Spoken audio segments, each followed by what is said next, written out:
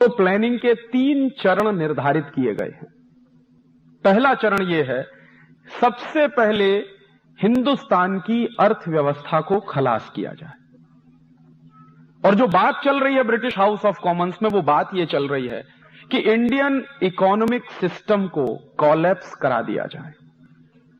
और Indian economic system जब collapse हो जाएगा तो हिंदुस्तान के व्यापारी, हिंदुस्तान के उद्योगपति, हिंदुस्तान के पूंजीपति सब खलास हो जाएंगे। और ये व्यापारी, पूंजीपति और उद्योगपति अगर खलास हो जाएंगे हिंदुस्तान में, तो हमारी ईस्ट इंडिया कंपनी का माल हिंदुस्तान के गांव-गांव में बिकने लगेगा। और इस डिबेट को चलाते हुए विल्बरफोर्स कह क्या रहा है, एक मजेदार बात आज आप देख रहे हैं जो चल रहा है उसका कंपैरिजन मैं कर रहा हूं। विल्बरफोर्स कह रहा है कि हमको हिंदुस्तान में फ्री ट्रेड करना है। तो एक एमपी पूछता है उससे, what do you mean by free trade?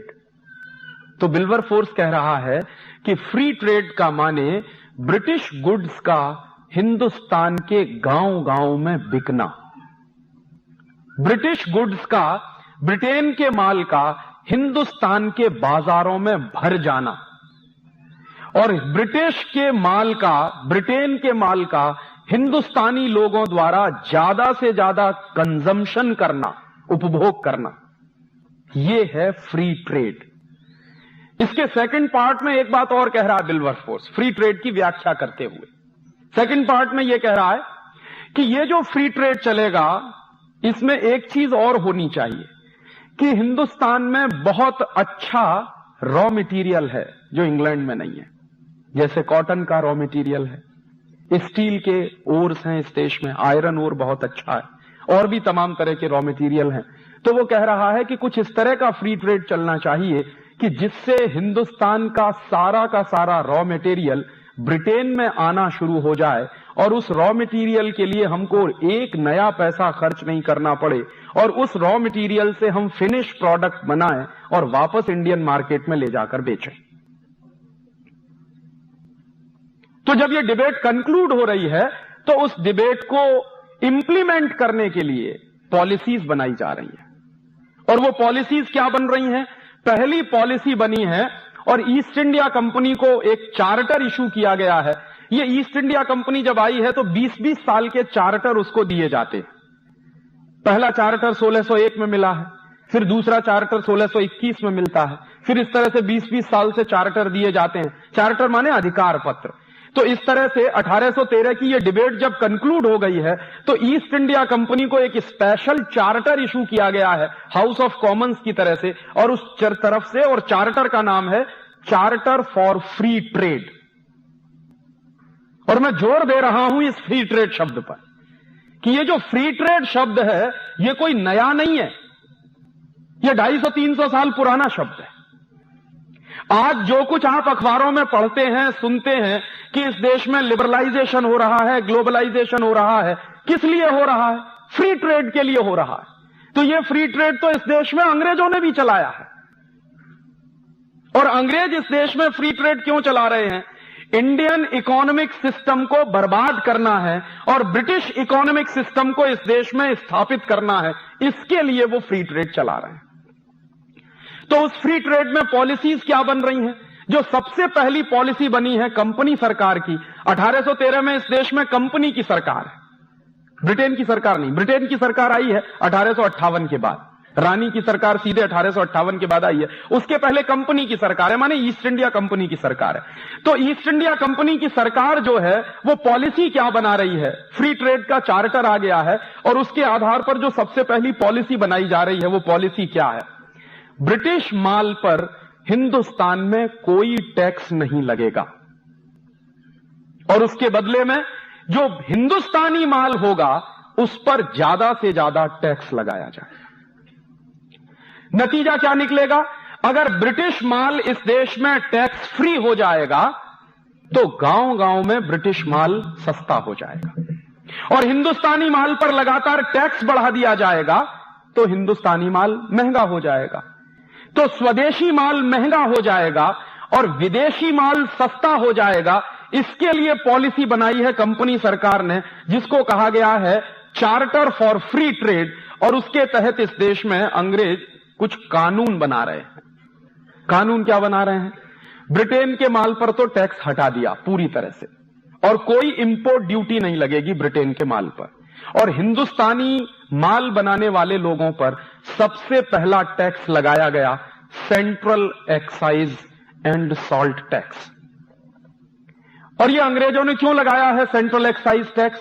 ताकि हिंदुस्तान में माल बनाने वाले लोगों का माल महंगा हो जाए, तो सेंट्रल एक्साइज टैक्स लगा दिया। माने जो वस्तुएं बन रही हैं उस पर उत्पाद कर, वस्तुओं के उत्पादन पर कर। उसके बाद हिंदुस्तानी व्यापारी उन वस्तुओं को बाजार में बेच रहे हैं, तो कंपनी सरकार ने वस्तुओं के बाजार में बेचने पर भी कर लगाया है, जिसको अंग्रेजों ने कहा है सेल्स टैक्स। फिर तीसरा कर कि वस्तुओं के उत्पादन पर कर, वस्तुओं के बाजार में बिकने पर कर, और उन वस्तुओं के बिकने से जो आमदनी आ रही है उस पर भी टैक्स, और उसका नाम अंग्रेजों ने रखा है इनकम टैक्स। तो उत्पादन पे सेंट्रल एक्साइज, बिक्री पर सेल्स टैक्स, बिक्री से होने वाली आमदनी पर इनकम टैक्स। उसके बाद वस्तुओं का आवागमन जो है, ट्रांसपोर्टेशन जो है, उस पर अंग्रेजों ने एक टैक्स लगाया है जिसका नाम है ऑक्ट्रॉय टैक्स, चुंगी नाका। और उसके बाद एक आखिरी टैक्स और लगाया अंग्रेजों ने।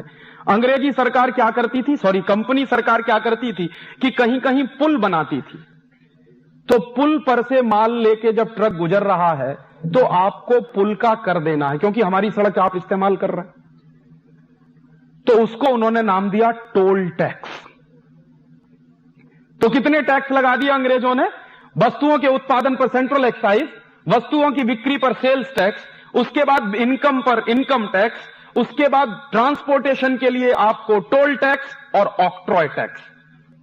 और ये पांचों टैक्स अंग्रेज लगा रहे हैं इस देश के उद्योगपतियों पर, ताकि इस देश के उद्योगपतियों का नाश किया जाए। और इसके बदले में जितना भी ब्रिटेन से माल आ रहा है इस देश में, उस पर से सारे टैक्स हटा लिए गए हैं, क्योंकि ब्रिटेन का माल इस देश के गांव गांव में उनको बेचना है। नतीजे क्या निकलते हैं? जब ये पांचों के पांचों टैक्स लग जाते हैं, और उस जमाने की बात कर रहा हूं, आज से लगभग 200 साल पहले की, 1844 1850 में, 150 साल पहले की। उस समय मैंने एक दिन हिसाब लगाया कि अंग्रेजी सरकार ने कुल कितना टैक्स लगा दिया हिंदुस्तान के व्यापारियों पर। तो पता चल रहा है कि हर 100 रुपए के व्यापार पर 127 रुपए का टैक्स है। और इस बात की गंभीरता को समझिए कि हर 100 रुपए के व्यापार पर 127 रुपए का टैक्स है।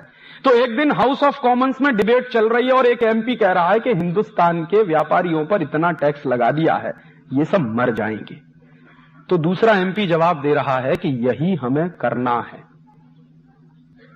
एक दूसरा एमपी खड़ा हो जाता है, तो वो कहता है कि दोनों हाथ में लड्डू हैं हमारे, या तो हिंदुस्तानी व्यापारी मर जाएंगे, माने 100 रुपए पर अगर 127 रुपए टैक्स देना पड़ जाए तो या तो वो आदमी मर जाएगा और या वो बेईमान हो जाएगा, और अगर वो बेईमान हो जाएगा तो भी हमारे गुलामी में आ जाएगा, और बर्बाद हो जाएगा तब तो हमारी गुलामी में आने ही वाला है।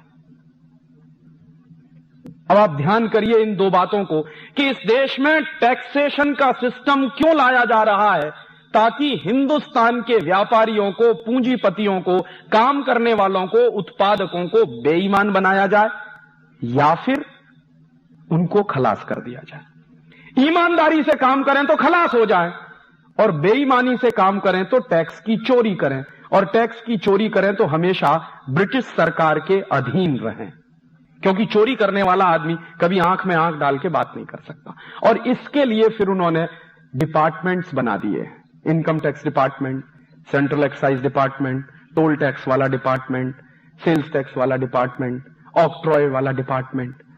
और आपको मैं बताऊं कि ये पांचों के पांचों डिपार्टमेंट आज आजादी के 50 साल में भी चल रहे हैं। अंग्रेजों ने इन डिपार्टमेंट्स को बनाया था हिंदुस्तान के व्यापारियों का सत्यानाश करने के लिए।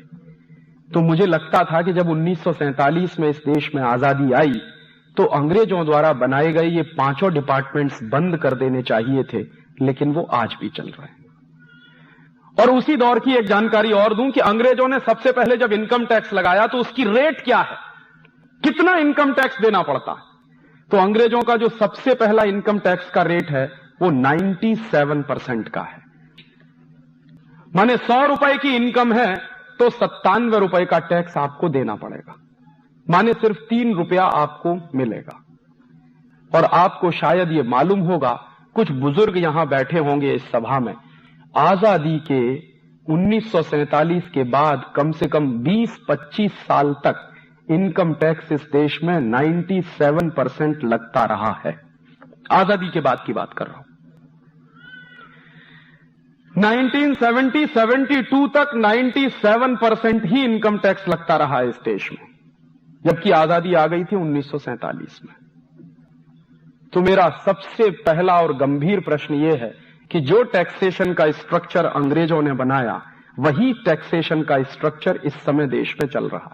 अंग्रेजों ने क्यों बनाया? हिंदुस्तानी व्यापारियों को बर्बाद करने के लिए, और हिंदुस्तानी व्यापारी बर्बाद हुए। 1835-1840 में इस देश की क्या स्थिति है व्यापार के क्षेत्र में, उसका एक आंकड़ा है, और ये आंकड़ा statistics British house of Commons की डिबेट से मैंने निकाला। हाउस ऑफ कॉमन्स की डिबेट चल रही है तो एक एमपी कह रहा है कि हिंदुस्तान का व्यापार है कितना पूरी दुनिया में। तो एक सर्वे किया है, और वो सर्वे किया है कई यहां के रेवेन्यू ऑफिसर्स हैं जो ब्रिटेन की सरकार के यहां पर पोस्टेड हैं, और उनका एक हेड है, हेड ऑफिसर, जिसका नाम है विलियम एडम। तो विलियम एडम कई रेवेन्यू कलेक्शन के ऑफिसर्स को लगाता है सर्वे के काम में, पता लगाओ कि हिंदुस्तान का टोटल ट्रेड कितना। तो उसका आंकड़ा है 1835-1840 के आसपास, और ये 1850 तक भी चलता रहा है। 1850 के आसपास तक हमारा टोटल ट्रेड सारी दुनिया के ट्रेड का 1/3 है। माने पूरी दुनिया में अगर उस जमाने में $100 बिलियन का ट्रेड चल रहा हो तो $33 बिलियन का ट्रेड अकेले हिंदुस्तान का है। इसको एक दूसरे तरीके से भी कह सकते हैं कि आज से 150 साल पहले इस देश का कुल व्यापार सारी दुनिया के व्यापार का 33% है। और इस बात को एक तीसरे तरीके से ऐसे भी कहा जा सकता है कि 1850 के आसपास तक दुनिया में जो टोटल एक्सपोर्ट हो रहा है, उस एक्सपोर्ट में हिंदुस्तान का प्रतिशत 33% है। और आज आजादी के 50 साल के बाद हिंदुस्तान का हिस्सा टोटल वर्ल्ड मार्केट में कितना है जानते? रिजर्व बैंक ऑफ इंडिया के फिगर्स हैं, ये मेरे नहीं। Last year reserve bank of India की रिपोर्ट ये बता रही है कि टोटल वर्ल्ड ट्रेड में हिंदुस्तान का कंट्रीब्यूशन क्या है? 0.01%।